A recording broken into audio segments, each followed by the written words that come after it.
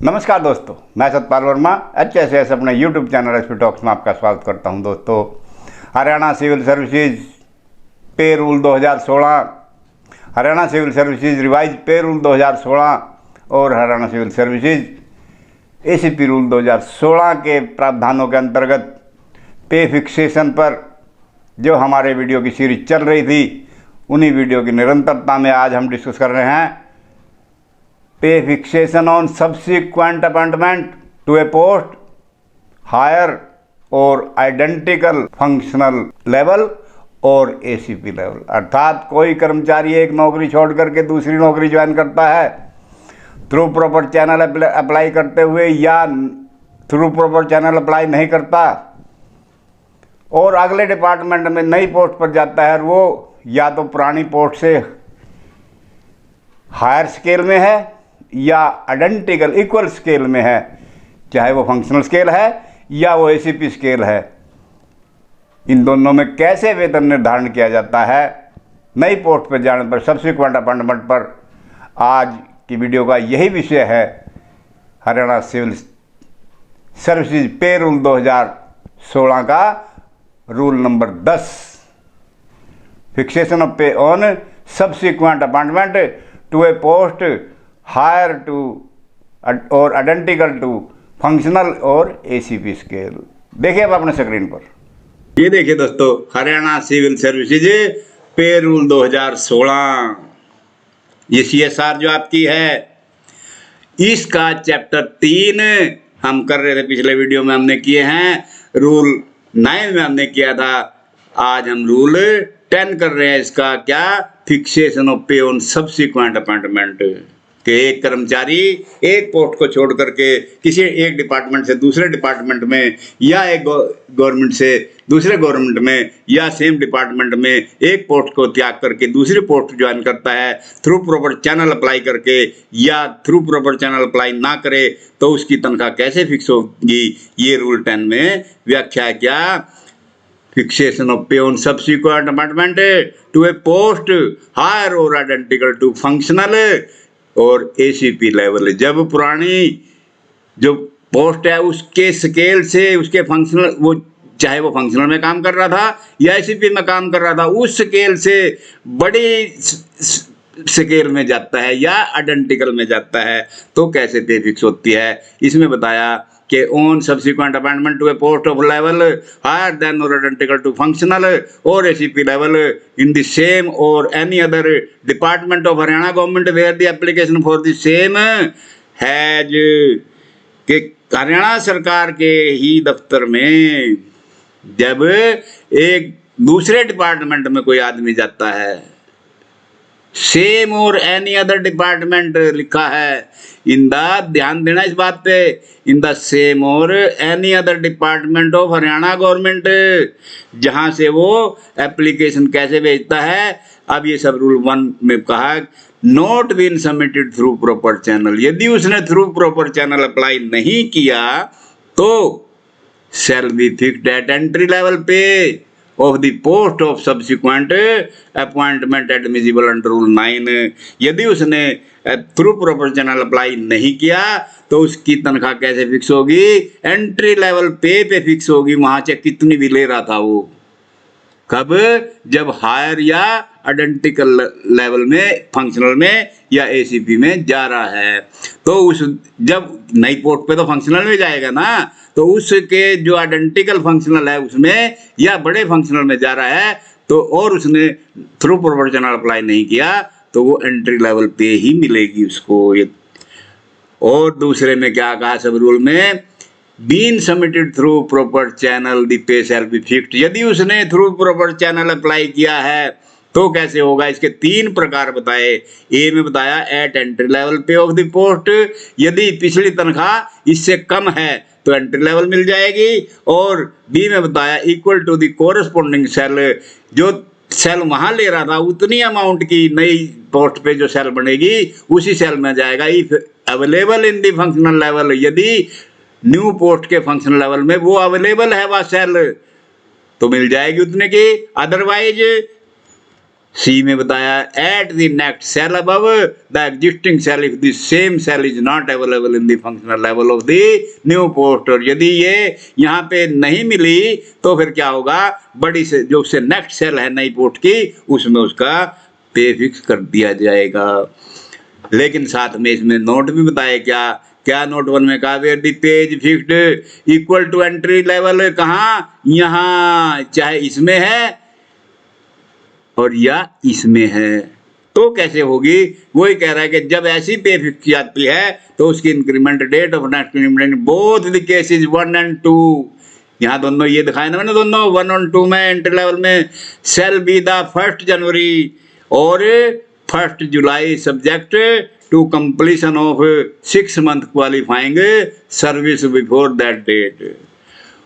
चाहे 1 जनवरी हो जाएगी या 1 जुलाई हो जाएगी, यदि 6 महीने की तनख्वाह 6 महीने की तनख्वाह वो जो जिस स्केल में फिक्स हो रहा है, जिस सेल में फिक्स हो रहा है वो लेते हुए 6 महीने जहां भी हो गए, जनवरी में हो गए जनवरी में, जुलाई में हो गए जुलाई में, ऐसे फिक्स होगी।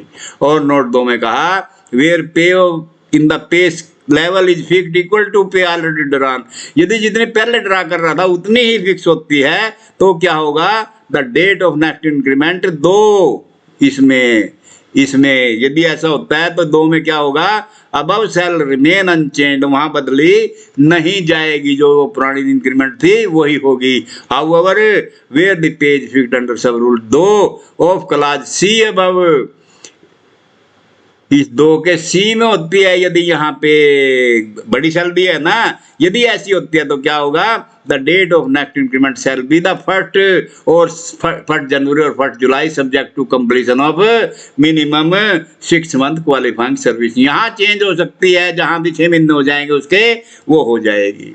तो ये प्रावधान थे सब्सिक्वेंट अपॉइंटमेंट के, इसको हम समझेंगे उदाहरण के जरिए। अब ये उदाहरण हमारे जितने ऊपर हमने देखे हैं चार ही उदाहरण लेके आया हूं मैं आपके सामने। पहला उदाहरण जब note through proper channel apply नहीं किया उसने, मिस्टर ए वाज ड्राइंग 26,000 रुपये इन FPL 2, DNI उसकी एक साथ 20 थी और वो किसका था, FPL 2 का, और अपॉइंटमेंट हो गया हायर में FPL 4 में इसमें, तो उसकी और वो तनख्वाह ड्रा कैसे करेगा आगे जाके, क्योंकि उसकी ज्वाइनिंग 20/4/2020 की है। तो इसमें है कि 20/4/2020 को तनख्वाह कितनी है उसकी 26,000 ऊपर क्वेश्चन में बताया, पिछले डिपार्टमेंट में ले रहा था जो उसकी बैग जो इंक्रीमेंट थी जुलाई में थी, ऊपर लिखा है जुलाई DNI नेक्स्ट है, DNI नेक्स्ट होती है, पिछली 1 जुलाई 2019 को उसकी 26,000 तनख्वाह थी। तो अब क्या करना है हमने, इसका 20/4/2020 को तनख्वाह फिक्स करेंगी कि कैसे, ज्वाइन ड्यूटी है on subsequent appointment in FPL 4 में कितनी, ये कहा कि एंट्री लेवल पे देनी है, पहले में आएगा,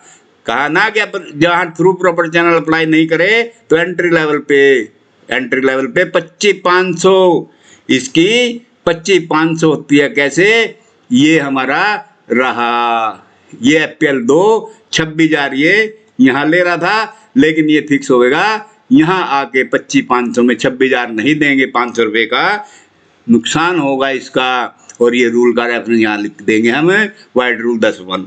अब दोस्तों इसमें कहा DNI विल बी चेंज्ड, बताया उसने के चेंज हो जाएगी 1 जनवरी या 1 जुलाई। अब इसकी 20 अप्रैल 2020 में पे फिक्स हुई तो जुलाई तक तो 6 महीने नहीं होते, जनवरी में होंगे ना, तो इसकी डेट ऑफ इंक्रीमेंट यहाँ आ जाएगी, जुलाई की जगह जनवरी बन जाएगी, और जनवरी में जाके इसकी तनख्वाह 26,300 सेकंड सेल में हो जाएगी, और अगली जनवरी को इसकी तनख्वाह 27,100 हो जाएगी, और DNI फिक्स हो जाएगी इसकी 1/1/2023, क्योंकि पे फिक्सेशन में हमने DNI बतानी होती है। तो ये दोस्तों पहला उदाहरण था। दूसरे उदाहरण में फिर आते हैं हम कि जब उसने थ्रू प्रॉपर चैनल अप्लाई किया है,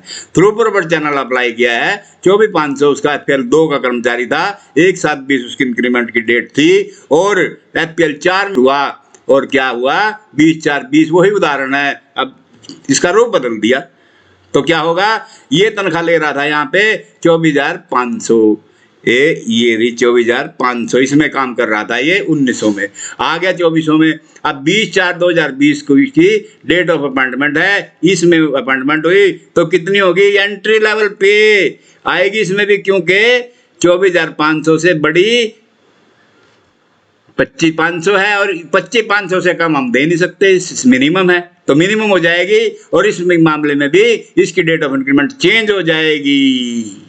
रूल में बताया कि वो यदि एंट्री लेवल पे होती है तो उसकी इंक्रीमेंट चेंज हो जाएगी। और यहाँ पे ये लिखा है DNI विल बी चेंज्ड, और ये इंक्रीमेंट 1 जनवरी 2021 को हो जाएगी। इसी तरह नेक्स्ट इंक्रीमेंट घोषणा करेंगे हम 1 जनवरी 2023 की। ये दूसरा उदाहरण था दोस्तों। अब तीसरा उदाहरण आता है वही थ्रू प्रॉपर्टी चैनल का, लेकिन यहाँ क्या है, यहाँ पे है कि एक क्लर्क FPL 2 का था 26,300 और क्या हुआ, subsequent appointed through property channel.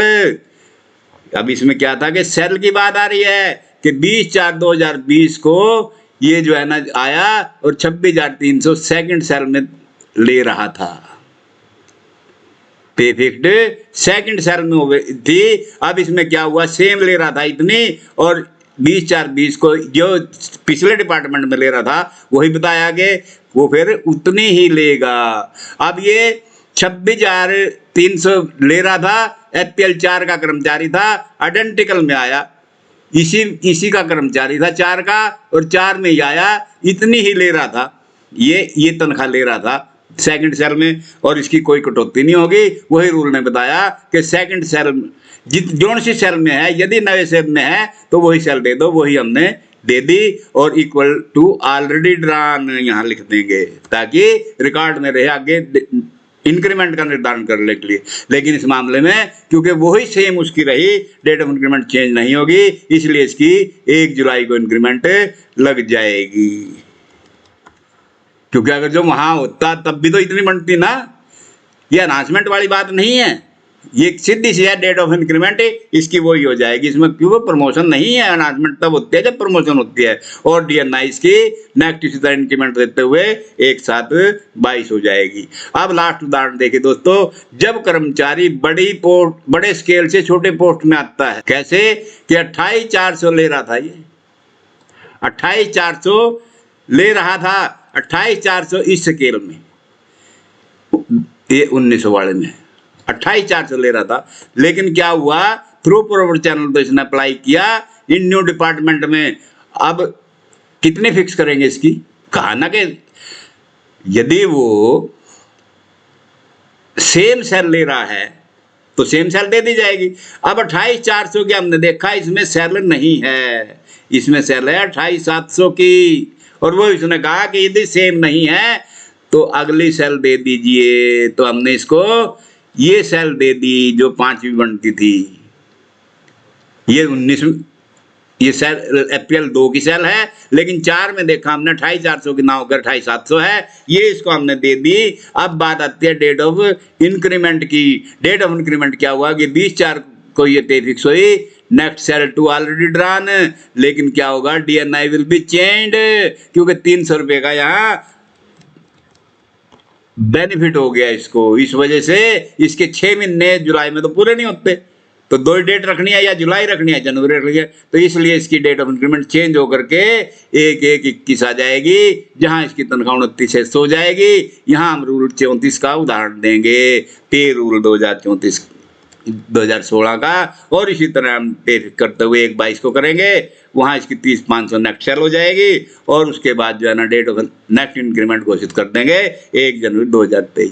तो ये दोस्तों आपने देखा सब्सिक्वेंट अपॉइंटमेंट पर जब आदमी हायर या आइडेंटिकल में जाता है तो कैसे पे फिक्स होती है। तो ये प्रावधान थे दोस्तों Haryana civil services pay rule 2016 के रूल 10 के अंतर्गत कि सब्सिक्वेंट अपॉइंटमेंट पर अप्लाई की कैसे वेतन निर्धारण किया जाता है जब वो पुरानी पोस्ट के आइडेंटिकल या हायर फंक्शनल पे स्केल में या ACP स्केल में नई अपॉइंटमेंट पर जाता है।